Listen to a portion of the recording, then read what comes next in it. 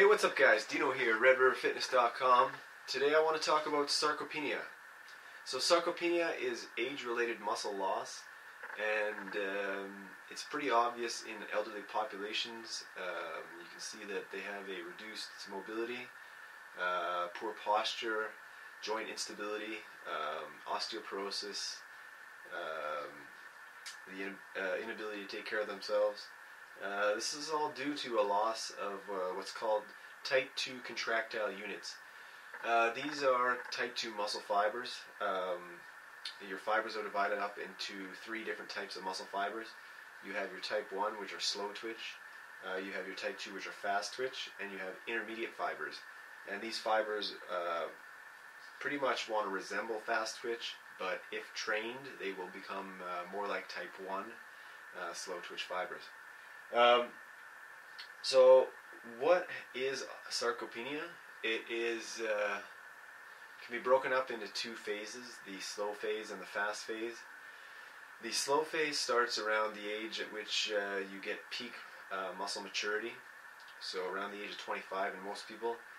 You've pretty much built the muscle mass that you're going to have and the bone mass that you're going to have for the rest of your life, and now you start your gradual decline. Between the ages of 25 and 50, during this slow phase, you're going to get a loss of about 1 to 10% of your lean body mass every decade. Of course, this varies greatly on your lifestyle, your dietary intake, genetic predisposition, but for most people it's 1 to 10 pounds every 10 years of muscle and bone that you're going to lose. One of the side effects of this is a decrease in your resting metabolic rate or your metabolism.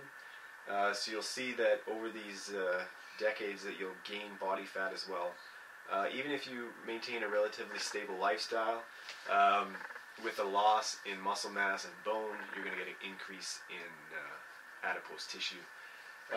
From the ages about 50 to 70, you're going to be what's called the fast phase. And during this fast phase, you're going to get a rapid decline in muscle mass and bone mass. And again, accompanying this loss is an increase in body fat. You can see anywhere from 40 to 50% of your lean body mass. A loss of this in that time span, which is a great deal of your body weight if you're a 200-pound male, at the average body fat of about 25-30% by that age.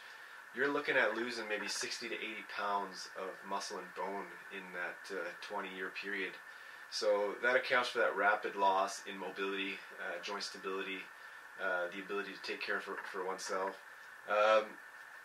So you can see the importance of finding a way in order to combat this loss of muscle mass and bone mass, and it is relatively simple to do this.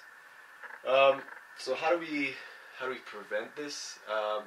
Well, the slow phase can be completely negated. That means that we can offset the slow phase entirely, so it doesn't need to happen. And the fast phase is going to happen regardless, but it can happen at a slower rate. And you can also start the fast phase with a lot more muscle mass, which would then prolong the amount of years you would be mobile and stable. So in order to prevent this, you would want to do what's called stimulate type 2 muscle fiber hypertrophy and recruitment. So you want to do activities that cause these fibers to grow as well as recruit more of them. You'd also want to stimulate your intermediate fibers to act more like them as opposed to acting like type 1 muscle fibers. In order to do this, you need to train at 67 to 75% of your 1 repetition maximum. This would cause hypertrophy, so that's the minimum in order to make them grow. And then if you're training at a higher intensity, you're going to get a neural recruitment as well. So that's a brain adaptation where you get more of these muscle fibers recruiting, which can also be beneficial as well because you're stimulating those fibers, and as long as they stay stimulated, you're going to have the retention of those fibers throughout your adulthood. Other ways you can do this are through sprint training, so short bouts of very high intensity anaerobic sprinting, so bike, running, sled pushing, sled towing, the prowler, wingate, rower. There's lots of other ways you can do this, but short bouts of very high intensity maximal effort something that would simulate like a 100-meter sprint, 200-meter sprint. These would work your anaerobic energy systems, which shift your energy demand to the type 2 muscle fibers. So you get them stimulated, and then you get your conversion of intermediate fibers into more like type 2 fibers. Something else that ties into this loss of muscle mass is bone mass. And most people at some point will start to get what's called osteoporosis, which is a loss of bone mineral density, so calcium deposition in the bone. We get a narrowing and a hollowing of the bone. This is because our rate at which we can exchange calcium becomes reduced, so we can take more away with the osteoclast than we can deposit with the blast. So you get a negative transaction happening. So we're constantly excreting bone calcium to keep blood calcium levels stable, but we're not depositing as much. And this as well can be fixed and offset through the use of resistance training.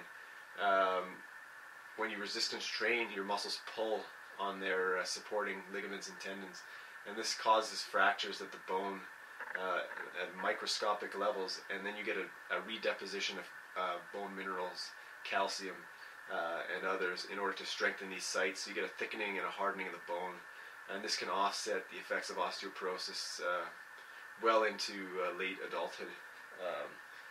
So basically what I wanted you to get out of this video is the importance of shifting most people's focus away from cardiovascular exercise, especially steady state exercise like walking and jogging, and more of a push towards anaerobic sprint style training and high intensity resistance training, regardless of your fitness level and or goals.